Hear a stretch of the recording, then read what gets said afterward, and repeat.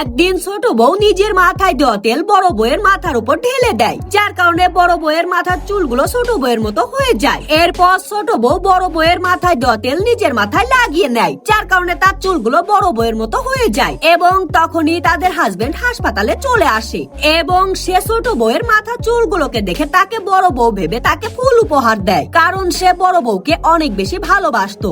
এদিকে বড় বউ তার বাচ্চাটিকে তার হাজবেন্ডকে দেখানোর চেষ্টা করে, কিন্তু তার হাজবেন্ড তাকে ছোট বউ ভেবে অবহেলা করে এবং তখনই ছোট বউয়ের বাচ্চা প্রসব করার সময় হয়ে যায়। এজন্য তার হাজবেন্ড দ্রুত করে ছোট বউকে বড় বউ ভেবে ডক্টরের কাছে নিয়ে যায়। এরপর বড় বউ তার হাজবেন্ডকে বোঝানোর চেষ্টা করে সে আসল বড় বউ, এবং তখনই ছোট বউয়ের বাচ্চা হয়ে যায়। এবং তখন তার হাজবেন্ড দ্রুত করে বাচ্চাটির কাছে যায় এবং সে যখন দেখতে পায় মেয়ে সন্তান হয়েছে, তখন সে রেগে গিয়ে বাচ্চাটিকে নিয়ে গিয়ে দত্তক দেওয়ার জন্য দত্তক দেওয়া বাক্সে রেখে দিয়ে চলে যায়। তবে তখন বড় বউ ছোট বউয়ের বাচ্চাটিকে দত্তক দেওয়ার বাক্স থেকে নিয়ে গিয়ে ছোট বউয়ের কাছে তুলে দেয়।